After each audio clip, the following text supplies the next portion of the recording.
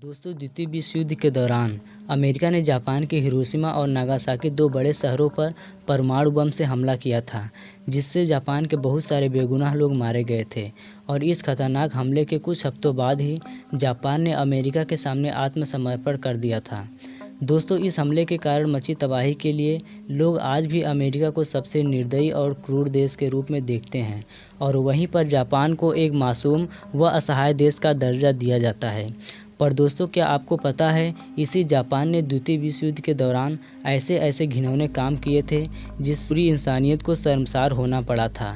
Japan के इतिहास की काली सच्चाई जानने के बाद आपको लगेगा कि अमेरिका ने जो भी किया वह अपने आत्मरक्षण के लिए सही किया। दोस्तों, द्वितीय विश्व युद्ध के पहले की अगर बात करें तो जापान एक बहुत बड़ी ताकतवर व समृद्ध देश था। उसने चाइना और रसिया जैसे ताकतवर देशों को बहुत ही बुरी तरह से हराया था।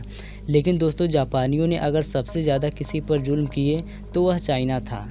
जी हाँ दोस्तों, जापानियों ने सन 1937 में चाइना के ऊपर जब दूसरी बार हमला किया तो इस युद्ध के दौरान जापानियों ने 2 हफ्तों तक बहुत सारे चाइनीज़ को बहुत ही बेरहमी से मार डाला। और इसके साथ साथ जापान ने चाइना के इम्पोर्टेंट एरिया को अपने कब्जे में ले लिया था, जहाँ पर एक खतरनाक लैब बनाकर तरह तरह की क्रूरता भरे प्रयोग किया करते थे।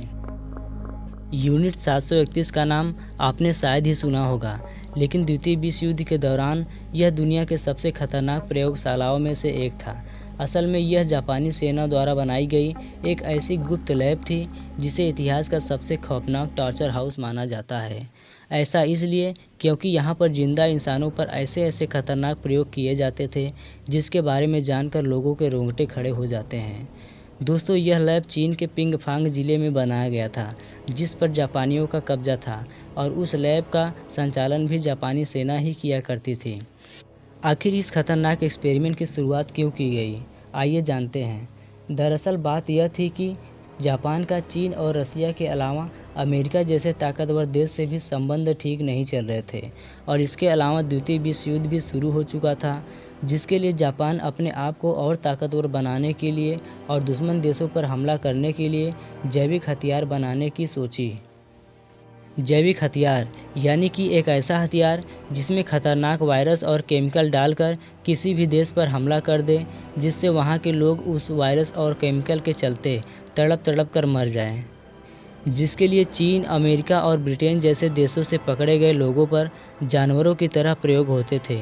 उनके बॉडी में खतरनाक बीमारियां जैसे प्लेग, चिकन पॉक्स, हैजा आदि के जीवाणु और विषाणुओं को डालते थे और उन्हें एक्सपेरिमेंट के लिए छोड़ देते थे, यह देखने के लिए कि आखिर इस बीमारी से इंसान की मौत कितनी दर्दनाक हो सकती है।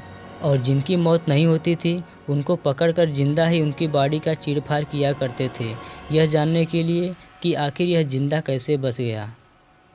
दोस्तों, फ्रॉस्ट बाइट टेस्टिंग के नाम के इस प्रयोग में इंसान के हाथ पैर को पानी में डुबा दिया जाता था, और वो जब तक जम न जाए तब तक पानी को ठंडा किया जाता था। इसके बाद जमे हुए हाथ पैरों पर तेज़ गर्म पानी डाला जाता था, ताकि यह पता लगाया जा सके कि अलग अलग तापमान का इंसानी शरीर पर किस तरह का प्रभाव पड़ता है। इस खतरनाक प्रयोग में कई लोगों की जान तक चली जाती थी। दोस्तों, इस मिशन में सबसे ज़्यादा यातनाएं महिलाओं को झेलनी पड़ी थी, क्योंकि दुश्मन देशों से पकड़ कर लाई गई महिलाओं के साथ जापानी सेना के द्वारा बलात्कार किए जाते थे, और इसके साथ साथ उनके साथ एक अजीब प्रयोग भी किए जाते थे, जिसमें से एक इंसान होता था जिसको ग्लोनिया सिफिलिस जैसे सेक्सुअल ट्रांसमिटेड डिसीज होता था, और उस महिला को फोर्स किया जाता था उसके साथ शारीरिक संबंध बनाने के लिए, और जो महिलाएं उनकी बात नहीं मानती थी उनको मार दिया जाता था।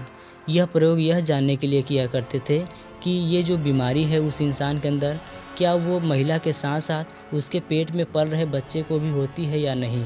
इसलिए संबंध बनाने के बाद उस महिला को छोड़ देते थे जब तक कि बच्चा बाहर नहीं आ जाता, और जब बच्चा बाहर आ जाता तो एक्सपेरिमेंट करने के बाद उन्हें बड़ी ही बेरहमी से मार दिया जाता था।